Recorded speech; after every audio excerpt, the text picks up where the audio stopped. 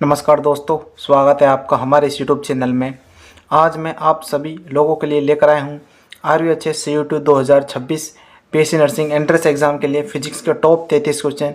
जी हाँ गाइज, आपको इस तरह के क्वेश्चन आपको एग्जाम में देखने को मिलेंगे और आप इस तरह के क्वेश्चनों की ज़्यादा से ज़्यादा प्रैक्टिस करें।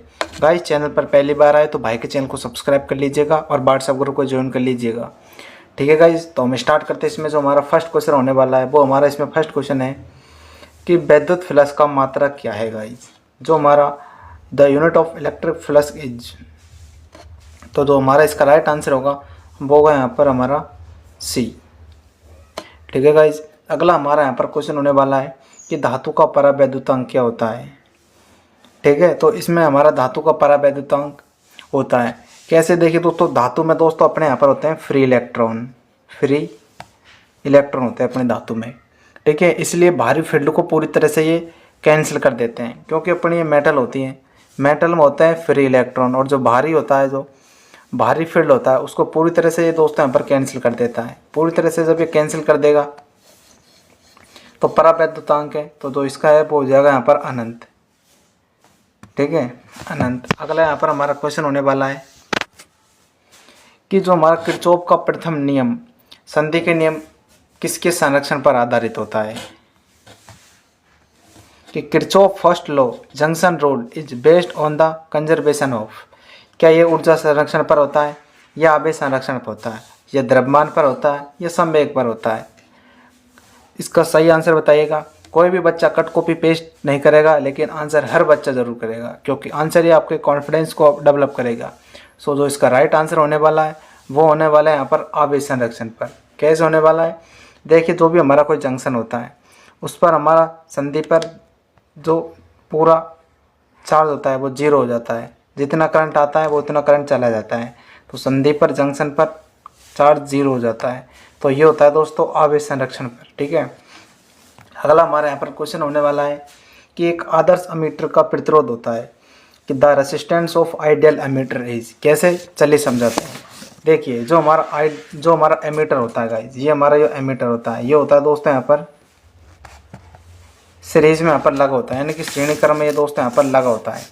अब श्रेणी क्रम में लगा होता है, इसलिए इसका जो रेजिस्टेंस है वो शून्य होना चाहिए, ताकि जो करंट है वो ना के बराबर बदले।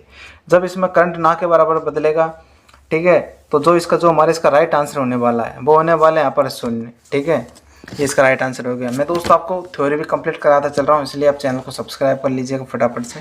अगला यहाँ पर जो हमारा क्वेश्चन होने वाला है वो होने वाला है गाइज,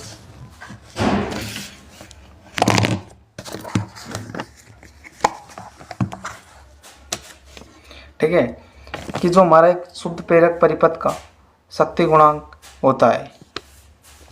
तो देखिए, एक तो यहाँ पर हो गई हमारी करंट और एक हो गया यहाँ पर वोल्टेज। ठीक है, उसमें जो फेज होता है वो एक 90 डिग्री का होता है, 90 डिग्री का फेज होता है, डिफरेंस होता है, और जो कोस 90 का मान होता है वो कितना होता है, 0। तो इसका राइट आंसर हो जाएगा गाइज यहाँ पर हमारा V, यानी कि 0। ठीक है, अगला यहाँ पर हमारा क्वेश्चन होने वाला है कि निम्नलिखित में से किसकी तरंग दैर्घ्य सबसे कम होती है।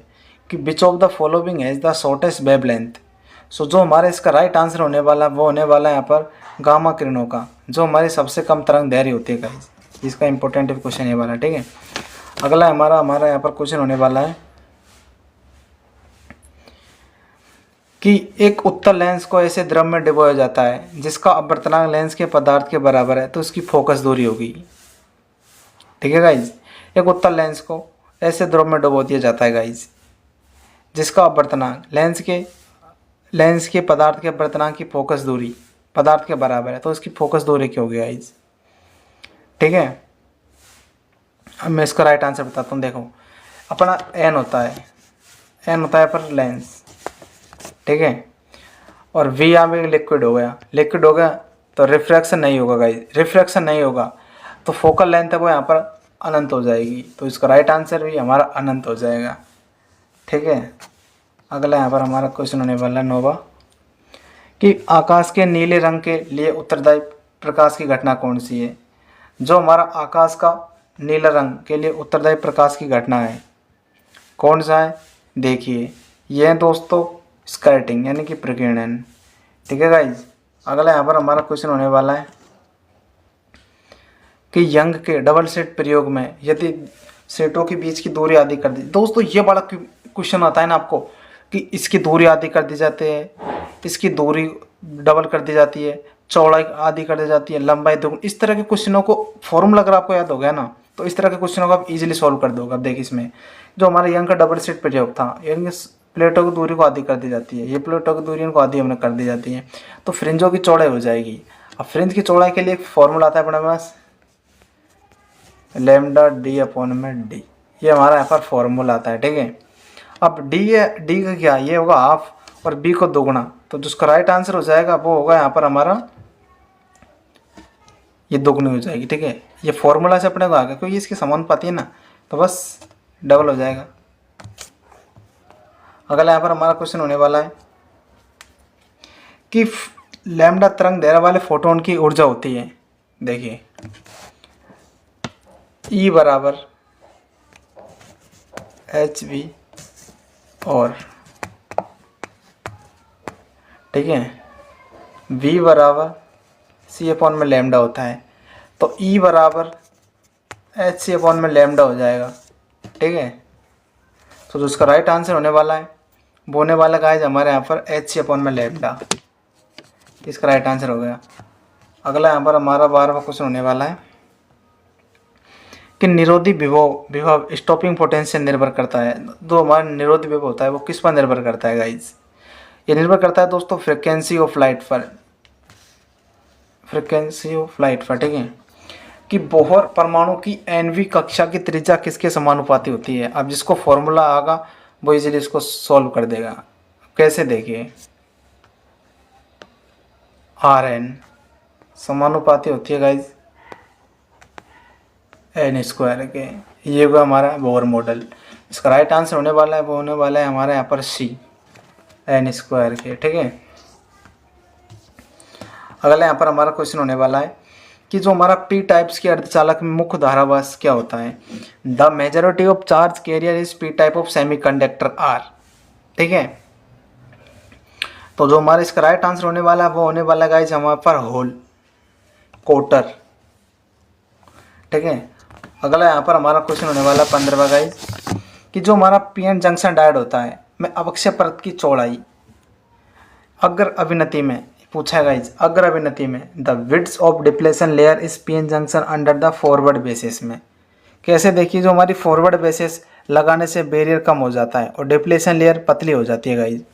फॉरवर्ड बेस लगाने से बैरियर कम हो जाता है गाइज, बैरियर कम हो गया तो डिप्लेशन लेयर पतली हो जाती है। ठीक है, अब जो इसका राइट आंसर होने वाला है वो होने वाला है हमारे पर 15वें का जो हमारा राइट आंसर होने वाला है वो होने वहाँ पर घटती है, क्योंकि जो अगर हम फॉरवर्ड बेस लगाएंगे तो बैरियर कम हो जाएगा और डिप्लेशन पतली हो जाएगी, तो इसका राइट आंसर होने वाला वो होने वाला है यहाँ पर घटती है। ठीक है, अगला यहाँ पर क्वेश्चन है हमारा कि विद्युत द्विध्रुव आघूर्ण का ऐसा मात्रक क्या है दोस्तों।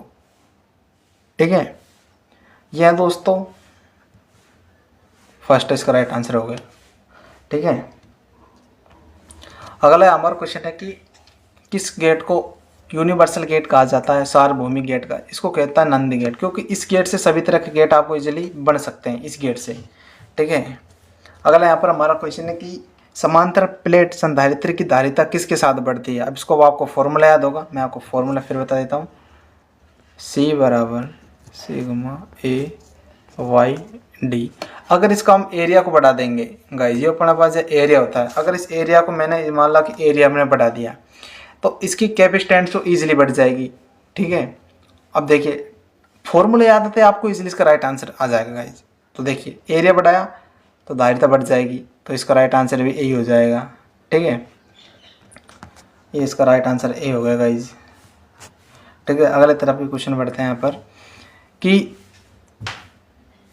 तार का विशिष्ट प्रतिरोध निर्भर करता है गाइज। जो हमारा तार होता है वो तार का विशिष्ट प्रतिरोध किस पर निर्भर करता है, कि जो रेजिस्टेंस केवल मटेरियल की प्रॉपर्टी है दोस्तों। जो हमारा रेजिस्टिविटी, देखिए जो हमारी रेजिस्टिविटी होती है ना वो केवल पदार्थ की प्रॉपर्टी होती है, साइज शेप पर डिपेंड नहीं करती है गाइस, साइज शेप पर डिपेंड नहीं करती है, तो इसका राइट आंसर हो जाएगा पदार्थ पर ही। ठीक है, इस तरह का थ्योरी कंप्लीट है तो इजीली आपको सॉल्व कर दोगे। अगला यहाँ पर क्वेश्चन है कि 1 kWh बराबर होता है। अब देखिए गाइज एक देखें, एक सेकंड रुकिए गाइस, एक KWH, ठीक है, एक KWH बराबर होते, यहाँ पर कर देंगे 1000 वाट। 1000 वाट इंटू यहाँ पर इधर मैं बता रहा हूँ देखो 3600 सेकंड कर देंगे। 3600 सेकंड कर देंगे तो आपको जो राइट आंसर बनेगा वो बढ़ेगा यहाँ पर 3.6 10⁻6 जूल। इसका ये राइट आंसर हो गया गाइस, ठीक है। इस तरह के आप सवालों को सॉल्व करते चलिए, आपको फिजिक्स से दोस्तों बहुत अच्छी लगने लगेगी। अगला यहाँ पर जो हमारा क्वेश्चन होने वाला है वो होने वाला है कि जो हमारा प्रतिचुंबकीय पदार्थ की चुंबकीय प्रवृत्ति होती है गाइज, तो डायमैग्नेट होता है हमारे पास, डायमैग्नेटिक, वो पदार्थ वीकली अपोज करते हैं। तो इसमें काई वो नेगेटिव होता है गाइज, काई वो नेगेटिव होता है, काई नेगेटिव होता है। तो जो हमारा इसका राइट आंसर हो जाएगा नेगेटिव, यानी कि सी हो जाएगा, ठीक है।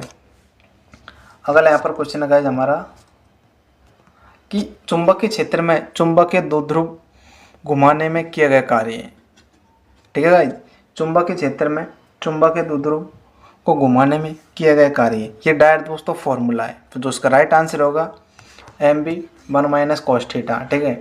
अगला क्वेश्चन है यहाँ पर हमारा कि भंवर धारा का उपयोग कहाँ पर किया जाता है। इसको हम सब जगह उपयोग करते हैं दोस्तों, स्पीडोमीटर में भी करते हैं, इंडक्शन फ्रेंच में भी करते हैं, मैग्नेटिक ब्रेकिंग में भी करते हैं, यानी कि ऑल ऑफ दी, ठीक है गाइज। इसका राइट आंसर हो गया।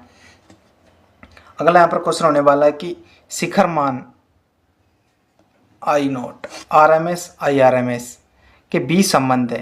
तो दोस्तों इसका सिंपल सा फॉर्मूला, इसको आप याद रख लीजिएगा। तो इसका जो राइट आंसर होने वाला है वो होने वाला है फर्स्ट IRMS I0/√2, इसका राइट आंसर फर्स्ट, ठीक है। अगला वहाँ पर क्वेश्चन है कि निर्वात में विद्युत चुंबकीय तरंगों का वेग होता है, निर्वात में the velocity electromagnetic waves is vacuum is. So इसका राइट आंसर हो जाएगा ए हो जाएगा, ठीक है। अगला यहाँ पर क्वेश्चन है कि संयुक्त सूक्ष्मदर्शी का आवर्धन अधिक होता है यदि the magnification of A compound microscopic is high if, यदि संयुक्त सूक्ष्मदर्शी होती है अपने पास का आवर्धन अधिक होता है यदि F0 and Fe are small हो, F0 and Fe are small हो, ठीक है। इसका राइट आंसर हो गया। अगला यहाँ पर क्वेश्चन है कि बूस्टर का नियम है, ये इंपॉर्टेंट क्वेश्चन है दोस्तों। बूस्टर का नियम का यहाँ पर डायरेक्ट फॉर्मूला पूछ लिया, इसलिए मैं आपको हर बार कहता हूँ कि फॉर्मूलों को आप दोस्तों याद रख लीजिएगा, डायरेक्ट फॉर्मूला यहाँ पर पूछ लिया जाता है। अब इसका फॉर्मूला होकर है ये, इसका ये सी राइट आंसर हो गया, ठीक है। म्यू बराबर 10 IP, ठीक है। अगला यहाँ पर हमारा क्वेश्चन होने वाला है कि द्रव्यमान ऊर्जा तुल्यता संबंध किसके द्वारा दिया गया था।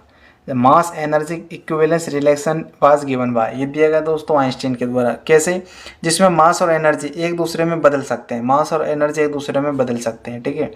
अगला यहाँ पर क्वेश्चन है कि जो हमारा हाइड्रोजन स्पेक्ट्रम की कौन सी श्रेणी क्षेत्र में आती है, हाइड्रोजन स्पेक्ट्रम की कौन सी श्रेणी दृश्य क्षेत्र